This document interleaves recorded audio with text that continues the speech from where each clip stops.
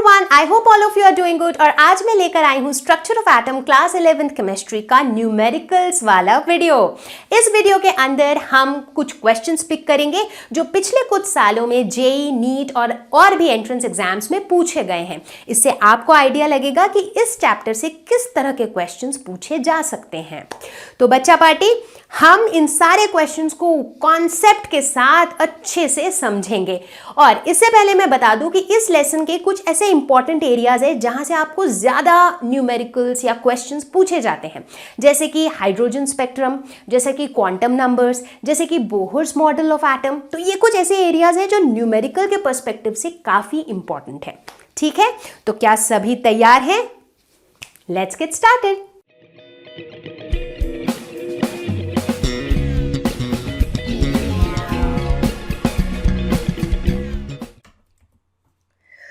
तो चलो देखिए क्वेश्चन नंबर 1। ये क्वेश्चन पूछा गया था AIEEE 2006 में।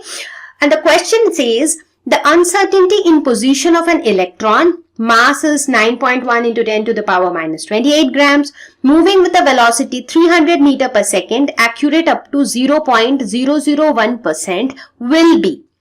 इससे पहले कि हम ऑप्शंस देखें, ये बताओ ये किस टॉपिक से है question? Very simple to guess, uncertainty आ गया है और क्वेश्चन पढ़ के समझ आ रहा है कि this is a question from Heisenberg uncertainty principal. और ये रहे हमारे 4 ऑप्शंस। ठीक है, अच्छा तो देखो यहाँ पे हमें निकालना क्या है, अनसर्टेनिटी इन पोजीशन, ये हमें निकालना है, यानी कि हमें डेल्टा एक्स की वैल्यू निकालनी है। और हमारे पास क्या दिया हुआ है, मास दिया हुआ है 9.1 into 10 to the power minus 28 grams, जिसको हम लिख सकते हैं 9.1 into 10 to the power minus 31 KGs, है ना। ठीक है, और क्या दिया हुआ है, अच्छा और क्या दिया हुआ है उसे छोड़ो, और क्या चाहिए हमें। तो हाइजेनबर्ग अनसर्टेनिटी प्रिंसिपल के according delta X into delta V is greater than equal to h by 4 pi m। Correct, यही होता है। इस इनफैक्ट कई लोग इसे ऐसे भी लिखते हैं, delta X into delta p that is in terms of momentum is greater than equal to h by 4 pi. ठीक है, तो ये होता है। अब मुझे निकालना है डेल्टा एक्स, तो delta X is greater than equal to h by 4 pi m into delta V. Correct, अब h क्या है, ये तो कांस्टेंट है, तो ये हमें पता है, 4 पाई भी कांस्टेंट है, मास दिया हुआ है, डेल्टा v निकालना है ना। तो डेल्टा v जो है, क्या क्वेश्चन में दिया हुआ है, क्वेश्चन में v की वैल्यू दी हुई है, v is equal to 300 metre पर सेकेंड, और कहा गया है कि it is accurate up to 0.001%। तो हम आसानी से डेल्टा v निकाल सकते हैं। तो डेल्टा v क्या हो जाएगा, delta v will be equal to 0.001% of v, यानी कि 300। तो ये आ जाएगा 0.003। ठीक है, ये हो जाएगा अनसर्टेनिटी इन वेलोसिटी। तो अब हमारे पास सारी वैल्यूज तैयार हैं, तो क्या करना बाकी है, सिर्फ कैलकुलेट करना है। तो डेल्टा एक्स हो जाएगा greater than equal to h की वैल्यू क्या होती है, ये लेना है हमें क्योंकि दिया हुआ है 6.63 into 10 to the power minus 34 divided by 4 into pi की वैल्यू होती है 3.14 इंटू m दिया हुआ है 9.1 into 10 to the power minus 31 into delta v जो कि हमने अभी अभी निकाला 0.003। तो ये क्या आ गया, ये आ गया अनसर्टेनिटी इन पोजीशन। तो देखो यहां पे कौन सा ऑप्शन है, option C. So this is the right option. देखते हैं क्वेश्चन नंबर 2। ये पूछा गया था AFMC KSET 2002 में। अब बहुत से बच्चे सोचेंगे मैम ये तो बहुत पुरानी बात होगी, तो क्या हो गया, जो क्वेश्चन पहले पूछा गया है वो अभी भी पूछा जा सकता है, राइट। एनीवेज हम रिसेंट ईयर्स के क्वेश्चंस भी देखेंगे। देखो हर तरह के मिक्स के क्वेश्चंस मिलेंगे आपको। The charge of an electron is minus 1.6 into 10 to the power minus 19 coulomb. The value of free charge on lithium ion will be. एक बहुत ही सिंपल सा क्वेश्चन है जो सिर्फ कॉन्सेप्चुअल है। अब लिथियम आयन का मतलब क्या हुआ, लिथियम आयन कब बनता है, लिथियम आयन तब बनता है जब लिथियम जो है वो एक इलेक्ट्रॉन लूज करता है। करेक्ट, तो लिथियम जो है कब बनता है, लिथियम आयन जब ये एक इलेक्ट्रॉन को लूज करता है, तो ये बनता है लिथियम आयन। है ना। तो इसका मतलब है कि एक इलेक्ट्रॉन लूज कर किया है, इसीलिए लिथियम को ये पॉजिटिव चार्ज मिल गया है, क्योंकि इलेक्ट्रॉन एक कम हो गया है, तो यानी कि लिथियम के अंदर एक्सेस हो गया है पॉजिटिव चार्ज, है ना। तो अगर हम इस फ्री चार्ज की बात करें तो ये फ्री चार्ज कितना है? So this free charge is basically plus 1.6 into 10 to the power minus 19 coulomb. So correct option is C. देखते हैं क्वेश्चन नंबर 3। ये क्वेश्चन पूछा गया था जेईई मेंस 2017 में। The radius of the second Bohr orbit for hydrogen atom is, यहाँ पर कुछ गिवन वैल्यूज है जैसे कि Planck's constant, mass of electron, charge on electron, permittivity of vacuum, ये सारे वैल्यूज हमको दी हुई हैं। तो हमें क्या निकालना है? Radius of the second Bohr orbit. ठीक है, तो देखो हमने जो थ्योरी में पढ़ा था बोहर्स मॉडल, उसमें हमने क्या देखा था कि बोहर्स मॉडल के हिसाब से अगर हम हाइड्रोजन एटम की बात करें तो रेडियस ऑफ एनी ऑर्बिट, मतलब radius of nth orbit is equal to a naught into n square. मतलब n की वैल्यू जैसे जैसे चेंज होती है रेडियस भी चेंज होती है, क्योंकि ऑब्वियसली n की वैल्यू बढ़ती जाती है तो रेडियस भी बढ़ते जाता है, राइट। जैसे ऐसे n की वैल्यू बढ़ेगी तो ऑब्वियसली ये जो रेडियस है ये भी तो आपका बढ़ता जाएगा, है ना। तो हमने देखा था कि ये जो है ये this was the derived equation, और यहां पर a नॉट की वैल्यू क्या थी? a नॉट की वैल्यू थी 52.9 पिकोमीटर। ठीक है, ये वैल्यू थी। ओके, बढ़िया। अब पिकोमीटर क्या होता है? पिकोमीटर को अगर मुझे मीटर में कन्वर्ट करना हो तो हम कहेंगे into 10 to the power -12 metre. ठीक है, तो ये हमने पढ़ा था बोहर्स मॉडल में फॉर हाइड्रोजन एटम। ठीक है, अब यहां पर क्या हम किसकी बात कर रहे हैं? यहां पर भी हम बात तो हाइड्रोजन की ही करें, क्योंकि एक स्लाइड सा डिफरेंस होता है हाइड्रोजन एटम के लिए और हाइड्रोजन लाइक स्पीशीज के लिए, राइट। तो यहां तो फिलहाल हम हाइड्रोजन की ही बात कर रहे हैं, और हमें क्या निकालना है? Radius of the second Bohr orbit, यानी कि n इज इक्वल टू 2 डाल दो आप, है ना। तो आपकी रेडियस की वैल्यू क्या हो जाएगी? a naught into 2 square. तो a नॉट क्या है? 52.9 into 10 to the power -12 into 4। तो ये हो जाएगा 211.6 इंटू 10 टू द पावर -12। इतना क्या? इतना मीटर। लेकिन जो आंसर मुझे दिया हुआ है वो किस में दिया हुआ है? वो एंगस्ट्रॉम में दिया हुआ है। अब हमें क्या पता है कि 1 angstrom is equal to 10 to the power -10 metres, है ना। तो चलो इसे एंगस्ट्रॉम में करते हैं। तो हम इसे क्या लिख सकते हैं? 211.6 into 10 to the power -2 into 10 to the power -10 metres, ऐसे लिख सकते हैं इसे, है ना। अब इस 10 टू द पावर -10 मीटर्स के बदले में हम क्या लिख देंगे? एंगस्ट्रॉम। और इन दोनों को मल्टीप्लाई करोगे तो ये लगभग हो जाएगा 2.116। तो लेट्स से ये हो जाएगा लगभग 2.12। ठीक है, तो ये एग्जैक्ट क्यों नहीं आया? क्योंकि ये जो 52.9 हमने लिया ना, that is also an approximate value. तो उसका आप एग्जैक्ट वैल्यू लोगे तो आपका 2.12 आ जाएगा। ठीक है, तो यहाँ पे नियरेस्ट ऑप्शन में आपका 2.12 है, so D is the correct option.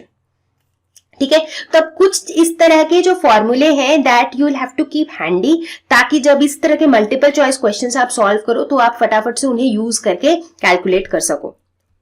चलो देखिए अगला क्वेश्चन, क्वेश्चन नंबर 4। ये पूछा गया था NEET 2016 phase 1। 2 electrons occupying the same orbital are distinguished by spin quantum number, principal quantum number, magnetic quantum number या फिर azimuthal quantum number। मुझे तो लगता ही नहीं है कि मुझे बताने की जरूरत है। जिन बच्चों ने मेरा थ्योरी का वीडियो देखा है उन्होंने अब तक आंसर बता दिया होगा, and the correct option is spin quantum number. जब 2 इलेक्ट्रॉन्स सेम ऑर्बिटल में रहते हैं तो जो इसके बाकी क्वांटम नंबर्स हैं, चाहे आप प्रिंसिपल क्वांटम नंबर की बात करो या एजीमुथल क्वांटम नंबर की बात करो या मैग्नेटिक क्वांटम नंबर की बात करो, ये सारे वैल्यू सेम होते हैं। एक एग्जांपल लेते हैं। मान लो आपके पास 2 इलेक्ट्रॉन है, ठीक है, और वो दोनों इलेक्ट्रॉन जो है वो 2s ऑर्बिटल में है। ठीक है, दोनों ही इलेक्ट्रॉन इस ऑर्बिटल में है, ठीक है ना। तो अब n की वैल्यू दोनों के लिए 2 होगी, n तो 2 है। दोनों की l की वैल्यू क्या होगी? s के लिए l की वैल्यू होती है 0। ml की वैल्यू क्या होगी? वही -l टू +l, तो इस केस में ml की वैल्यू भी 0 होगी।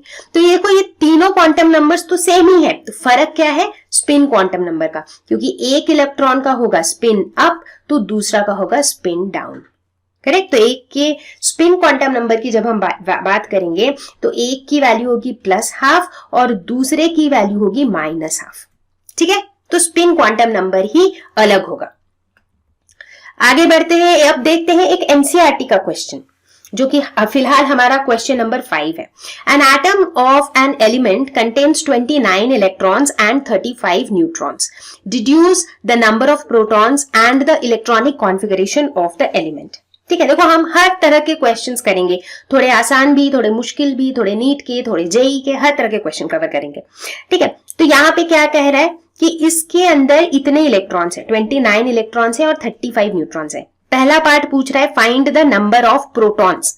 अब बच्चों आप लोगों को तो पता ही है कि किसी भी एलिमेंट में जो नंबर ऑफ इलेक्ट्रॉन्स और नंबर ऑफ प्रोटॉन्स होते हैं वो बराबर होते हैं, करेक्ट। तो उस लॉजिक से यहां पर नंबर ऑफ प्रोटॉन्स कितना हो जाएगा, 29, है ना। तो देखो यहां पे ना बेकार में ही न्यूट्रॉन्स का नंबर दिया हुआ है, जस्ट टू कंफ्यूज यू। बहुत बार बच्चे कंफ्यूज हो जाते हैं, अच्छा न्यूट्रॉन्स है तो न्यूट्रॉन्स और इलेक्ट्रॉन्स ऐड कर दे क्या, या फिर number of neutrons is equal to number of protons होगा क्या। कंफ्यूज नहीं होना है, नंबर ऑफ प्रोटॉन्स और नंबर ऑफ इलेक्ट्रॉन्स जो है वो सेम होता है किसी भी एलिमेंट के, तो इसलिए यहां पर नंबर ऑफ प्रोटॉन्स 29 होगा। अब देखते हैं सेकेंड पार्ट क्या कहता है कि इलेक्ट्रॉनिक कॉन्फ़िगरेशन निकालो इसकी। ठीक है, तो इलेक्ट्रॉनिक कॉन्फ़िगरेशन के लिए हमें क्या पता होना चाहिए, टोटल नंबर ऑफ इलेक्ट्रॉन्स, जो कि यहां पर कितने हैं, 29। ठीक है, अब हम कौन सा प्रिंसिपल लगाएंगे ये जानने के लिए कि कौन, जैसे ये हमें पता है ना ये ऑर्डर 1s2 2s2, बट अब 29 इलेक्ट्रॉन्स डालने हैं तो बेटर रहेगा कि हम ना साइड में अपना वो बना ही लेते हैं, 1s 2s 2p 3s 3p 3d 4s 4p 4d 4f। ठीक है, बना लिया और अपना यूं डायगोनल वाला एरो भी बना लिया। ठीक है ना, इससे क्या है हमें पता रहेगा कि किसके बाद कौन आएगा। तो इसका मतलब 1s के बाद 2s, फिर 2p, फिर 3s, तो लिख भी लेते हैं यहाँ पे 2p, फिर 3s, फिर 3p, फिर 4s। ठीक है ना, देखते हैं कहां तक फिल होता है। तो 1s2 2s2 p में टोटल 6 जा सकते हैं, ये सब तो हमें पता ही है। तो 1s2 2s2 2p6 3s2 3p6। ठीक है, अब क्या होगा यहाँ पर 4s2, बट अभी भी मेरा पूरा तो हुआ नहीं है, 29 चाहिए। अभी तक कितने में, 7 8 9 10 16 17 18 19 20 20 हुआ है। 4s2 के बाद क्या आएगा, 3d। 3d में तो 10 तक जा सकते हैं, बट मुझे 10 की जरूरत नहीं है, मुझे 9 की जरूरत है। तो मेरे हिसाब से ये होना चाहिए, बट क्या ये सही है, ध्यान से देखना है। ये शायद एक्सेप्शन वाली कैटेगरी में फॉल करता है। एग्जैक्टली देखो हमें क्या पता है कि फुल्ली फिल्ड ऑर्बिटल और half filled orbital extra stable होते हैं, है ना। फुल्ली फिल्ड ऑर्बिटल क्या होते हैं, एक्स्ट्रा स्टेबल। ये सब कुछ हमने सीखा था अपने थ्योरी वीडियोस में, है ना। तो यहां हम देख रहे हैं कि अगर हम d को 10 कर देना तो ये बहुत एक्स्ट्रा स्टेबल हो जाएगा। तो हम क्या करेंगे, ये s में से एक इलेक्ट्रॉन कम करके इधर भेज देंगे, तो ये मेरा 3d 10 हो जाएगा और ये मेरा 4s 1 हो जाएगा। ठीक है, तो इसके फाइनल इलेक्ट्रॉनिक कॉन्फ़िगरेशन को हम ऐसे लिखेंगे 1s2 2s2 2p6 3s2 3p6 3d9 sorry 3d10 और 4s1। ठीक है, ये मैंने n शेल के हिसाब से लिखा है। ठीक है, तो ये हो जाएगा मेरा इलेक्ट्रॉनिक कॉन्फ़िगरेशन। आगे बढ़ते हैं, देखते हैं क्वेश्चन नंबर 6 जो कि केसेट 2016 में पूछा गया था। The energy of an electron in the nth Bohr orbit of hydrogen atom is -13.6 by n to the power 4 by n to the power 3 by n square by n। बहुत ही आसान सा question है, लेकिन फिर भी मैं बता रही हूं क्योंकि शुरुआत ही करेंगे, बहुत हाई फाई क्वेश्चन है ना, तो आपको वैसे ही लगेगा कि यार कुछ ऊपर से पार हो रहा है। ठीक है, तो थोड़े आसान क्वेश्चंस भी देखेंगे क्योंकि ऐसे क्वेश्चन भी आपके एंट्रेंस एग्जाम्स में पूछे जाते हैं। ठीक है, तो हमने क्या पढ़ा था बोहर्स मॉडल में कि energy of nth orbit is given by -rh into 1 by n square। यही पढ़ा था हमने, क्योंकि जैसे जैसे n की वैल्यू बढ़ती जाती है तो क्या होता है, ये जो एनर्जी की मेरी वैल्यू है वो और ज्यादा नेगेटिव हो जाती है, तो ओवरऑल एनर्जी जो है वो मेरी क्या होती जाती है, बढ़ती जाती है ना। तभी तो स्टेबिलिटी कम हो जाती है। जैसे ये हैं आपके ऑर्बिट्स, ठीक है ना, बोहर्स मॉडल की बात करूं तो जैसे जैसे n की वैल्यू ज्यादा होगी ये इलेक्ट्रॉन और दूर जाता जाएगा तो उसके ओवरऑल एनर्जी क्या होगी, बढ़ती जाएगी, करेक्ट, और उसकी स्टेबिलिटी कम होती जाएगी। तो इस तरह से हम एनर्जी निकालते थे। ठीक है। अब ये RH क्या था, ये रिडबर्ग कांस्टेंट था, और रिडबर्ग कांस्टेंट की वैल्यू क्या थी, 2.18 into 10 to the power -18 joules, ये थी रिडबर्ग कांस्टेंट की वैल्यू, है ना। अब देखो यहां पर क्वेश्चन में आप बोलोगे फिर तो ये डायरेक्ट ही पता चल गया, लेकिन देखो यहाँ पर क्वेश्चन में जो है ना, ये कह रहा है इलेक्ट्रॉन वोल्ट में आंसर देने के लिए।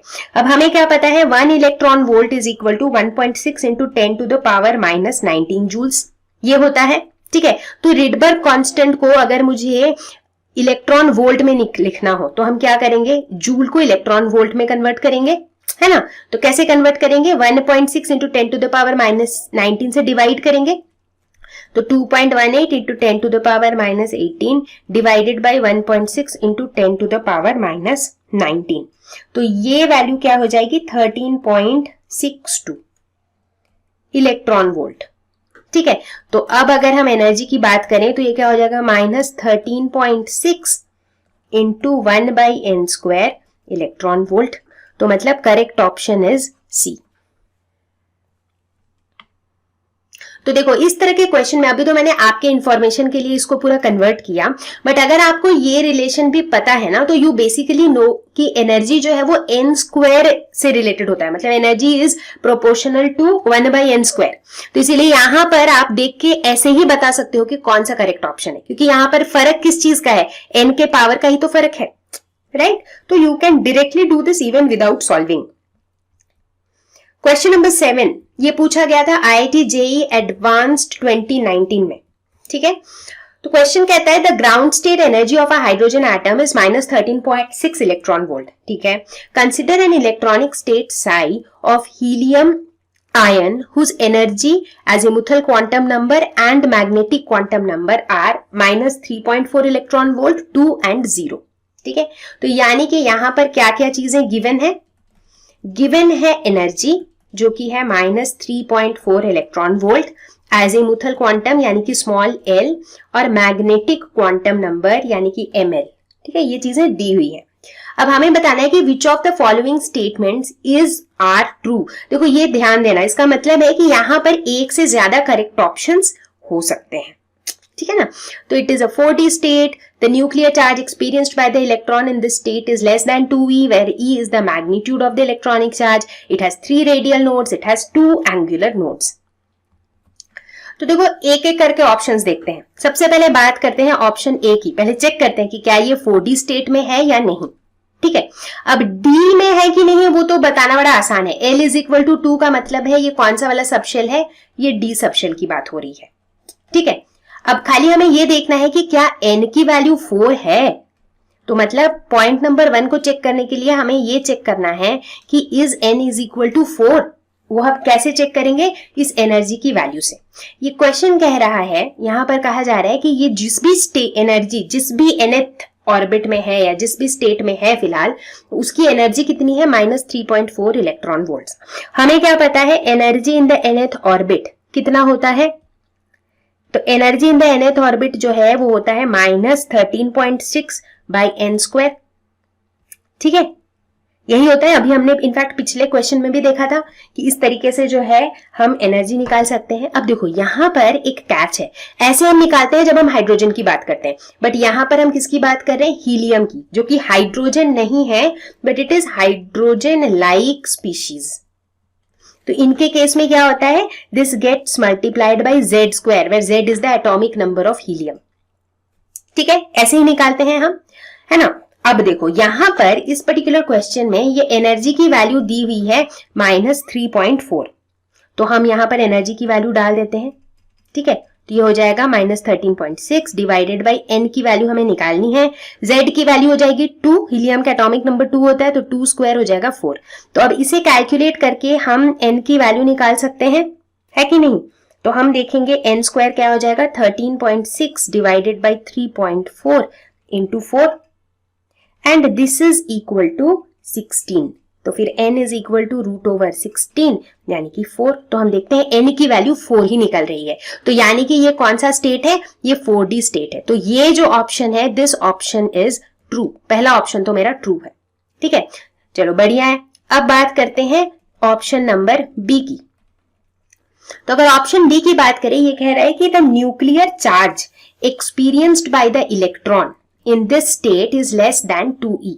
तो सबसे पहले तो देखते हैं कि न्यूक्लियर चार्ज कितना होगा। यहां पर हम किसकी बात कर रहे हैं, हम हीलियम की बात कर रहे हैं, राइट।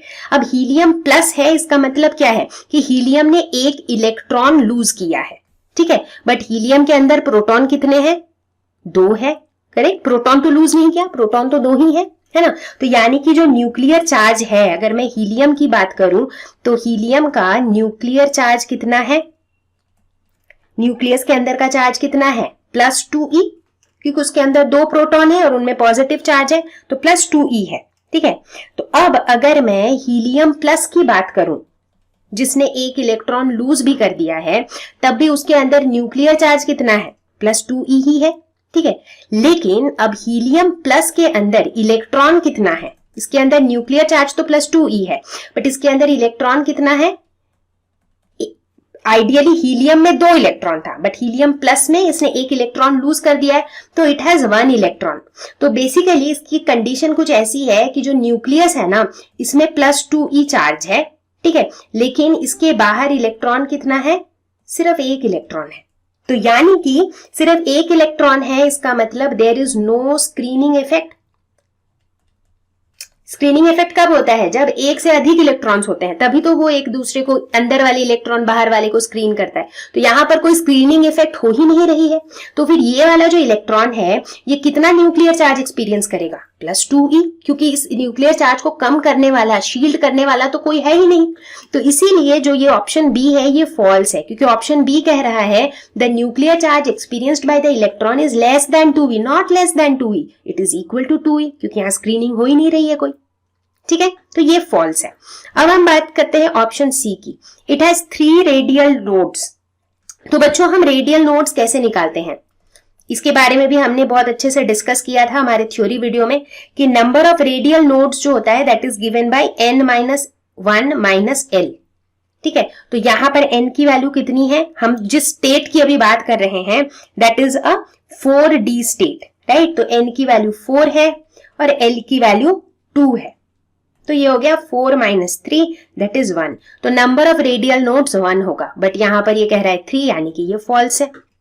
अब डी की बात करते हैं, ये बताता है इट हैज 2 एंगुलर नोड्स। अब नंबर ऑफ एंगुलर नोड्स हम कैसे निकालते हैं, number of angular nodes is equal to l, और l की वैल्यू क्या है, 2 है, तो यानी कि 2 is the number of angular nodes. तो ये भी मेरा ऑप्शन जो है ये ट्रू है। देखो क्वेश्चन तो है IIT JEE एडवांस्ड का, बट क्या ये बहुत ज्यादा मुश्किल है, बहुत ज्यादा मुश्किल नहीं है। देखो कॉन्सेप्चुअल बेस्ड है, बहुत लेंदी भी नहीं है, बहुत कैलकुलेशन भी नहीं है, बट अगर कॉन्सेप्ट समझ में आया हुआ है आपको तो आप आसानी से आंसर कर लोगे। चलो आगे बढ़े, देखें क्वेश्चन नंबर 8, और ये पूछा गया था एम्स 2005 में। The most probable radius in picometre for finding the electron in helium ion is, ठीक है। अच्छा, हीलियम आयन क्या है, ये हीलियम आयन में कितने इलेक्ट्रॉन है, 1 इलेक्ट्रॉन है, ठीक है।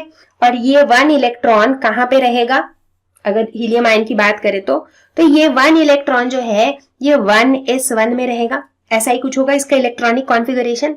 तो यानी कि हम कौन से वाले शेल की बात कर रहे हैं, so we are talking about shell corresponding to n is equal to 1, ठीक है, क्योंकि ये जो एक इलेक्ट्रॉन है वो n इज इक्वल टू 1 के कॉरेस्पॉन्डिंग शेल में रहेगा, ठीक है। तो अब यानी कि ये जो रेडियस है, ये रेडियस हम कैसे निकालेंगे, हमें क्या पता है, radius of nth orbit is given by a0 into n square by z, ठीक है। मतलब this is the case for hydrogen like species, और जब हम हाइड्रोजन की बात करते हैं तो z की वैल्यू 1 हो जाती है ना। तो ये होता है, ठीक है। तो यहां पर n की वैल्यू 1 है, तो r की वैल्यू हो जाएगी a0 इंटू 1 बाई z। तो a0 क्या होता है, 52.9 पिकोमीटर डिवाइडेड बाई z की वैल्यू है 2, तो ये हो जाएगा 26.45 पिकोमीटर। तो इसका नियरेस्ट ऑप्शन कौन सा है, option C. So this is the correct option, ठीक है। तो अब कुछ बच्चे सोच रहे होंगे कि हम तो यहां पर बोर के थ्योरी के ही लगा रहे हैं मतलब फॉर्मूले, वो इसलिए क्योंकि जब कभी भी हम एट शेल लेवल बात करते हैं, मतलब जो क्वांटम मैकेनिकल मॉडल भी था उसमें भी हमने यही देखा था, राइट, कि जो n के लेवल पे जब हम देखते हैं कि n is equal to 1, n is equal to 2, उनके कॉरेस्पॉन्डिंग जो कैलकुलेशंस हैं they were similar to Bohr का जो वो ऑर्बिट का n is equal to 1, n is equal to 2 था, क्योंकि बोहर के ऑर्बिट में भी जो n is equal to 1, n is equal to 2 था, वो n क्या था, वो प्रिंसिपल क्वांटम नंबर था। और क्वांटम मैकेनिकल मॉडल में भी वो जो n है मेरा हर एक शेल के लिए, that n is the principal quantum number, correct. तो चलो आगे बढ़े, देखिए क्वेश्चन नंबर 9 जो कि पूछा गया था EAMCET 2003 में। ये क्वेश्चन कहता है the atomic number of an element is 35, what is the total number of electrons present in all the p orbitals of the ground state atom of that element. तो ये हमारे ऑप्शंस हैं। देखो कितना आसान क्वेश्चन है, बट स्टिल इस तरह के क्वेश्चन में बच्चे गड़बड़ा जाते हैं।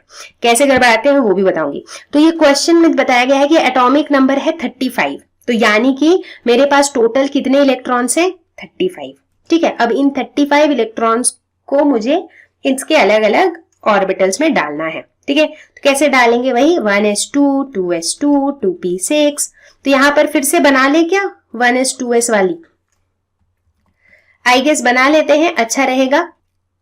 तो इसे हम लिख सकते हैं 1s2, 2s2, 2p6, 3s2, 3p6, 4s2, 3d10, ठीक है। बट इसके बाद भी कितने भरे अभी तक, 4 + 6 10 + 2 12 + 6 18 + 2 20 + 10 30, हमें 5 और भरने हैं। तो 3d के बाद क्या आएगा 4p, ये हो जाएगा 4p5, ठीक है। कुछ ऐसा होगा इसका इलेक्ट्रॉनिक कॉन्फ़िगरेशन, ठीक है ना।